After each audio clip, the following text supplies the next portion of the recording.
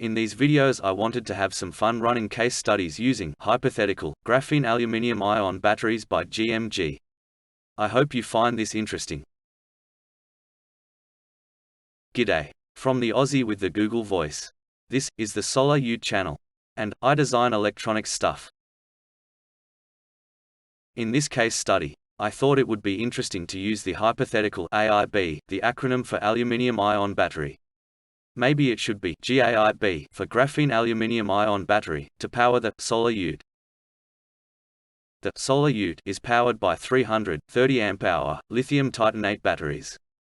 These are configured into pairs, so we have 150 cells of 60 amp-hours at a nominal voltage of 345 volts. The peak motor requirement is about 80 kilowatts. This represents a current requirement at about 260 amps. The LTO cells have a C rating of about 10, so they easily accomplish the maximum current requirement. Okay, to replace the LTO cells with GAIB cells, we need to first work out how many cells in series we need. So, first we'll try and match the nominal voltage of the GAIB cells to that of the existing LTO cells. We'll divide 345 volts, the nominal voltage of the LTO battery, by 1.7 volts, the nominal voltage of the GAIB cell. This comes to 203 cells. That sounds okay, right? Okay, we have our nominal 345 volt GAIB. Let's check what charge voltage we need. 203 cells by 2.4 volts comes to 487 volts.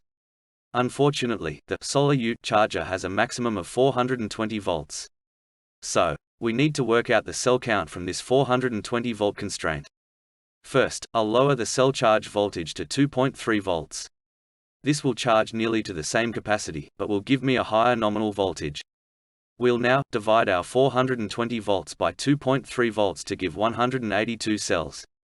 I'll round this down to 180 cells, just to be neat, and it'll give the charger a little margin. So, let's look at the various voltage levels. The nominal voltage is now 180 cells by 1.7 volts, which gives 306 volts. Next, I want to look at the plateau range of the cell discharge curve. This voltage range is where most of the capacity of the cell is delivered, or could I also say, this is the meat and potatoes of this 180 cell GAIB battery. I'm going to call this range as 2 volts to 1.5 volts.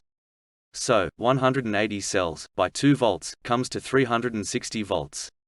That's a pretty good working voltage. Then, at the lower end we have 180 cells by 1.5 volts, which comes to 270 volts. It's a little low, but it'll be fine. Next, we'll check out the maximum current requirement at the low end of the voltage range. So, at a maximum power of 80 kilowatts, from 270 volts, 296 amps will be the result. Well, the current rating on the cables will be up a little bit, but that's okay. We'll leave current requirements there for a little bit. The total volume of the LTO cells in the Solar Ute is 136 liters. This is the volume of the cells only. I don't have any volumetric data on the GAIB. If I wanted to be safe I'd use LFP data, but I get the real sense that the GAIB cells are quite a bit denser. So, at 136 liters divided by 180 cells gives a volume of 755 milliliters per cell. And we will multiply the 755 milliliters by 325 watt-hour per liter, which is the energy density of LFP cells. This will give us the capacity of 245 watt-hours per cell. Divide that by 1.7 volts and we get 144 amp-hours. This also has to calculate the total battery capacity. And the new GAIB battery is 44.1 kilowatt-hours.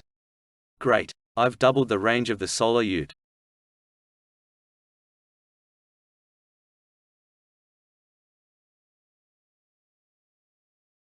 Well, it looks like we need a C rate of a little over 2. The GMG Graphene Aluminium Ion Cells will achieve this 20-fold.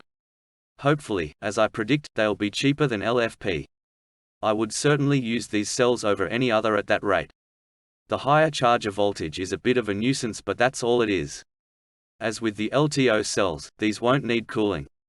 The BMS could be interesting. I suspect that if the cells were matched well enough, that we could monitor larger groups of cells, rather than each cell.